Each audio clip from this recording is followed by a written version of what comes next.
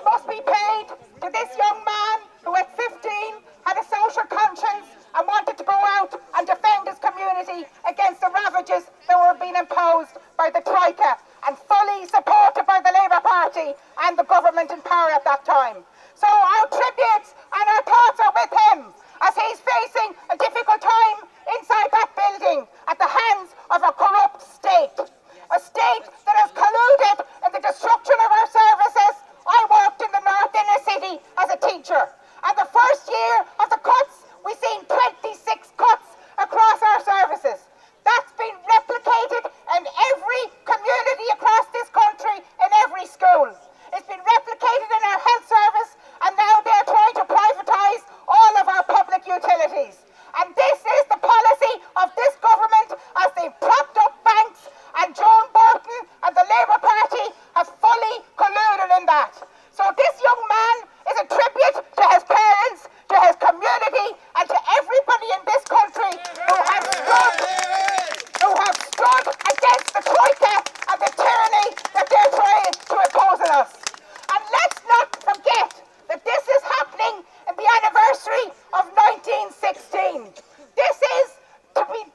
This young man should be honoured because he is continuing in the tradition of Connolly, Larkin and everyone else who stood up against the occupation of our country in the past, and that is what he is doing.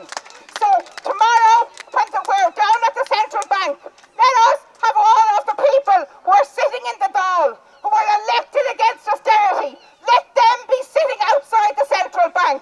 Let them follow in the footsteps of Martin Luther King, because that's what this young man was doing, a sit-down protest.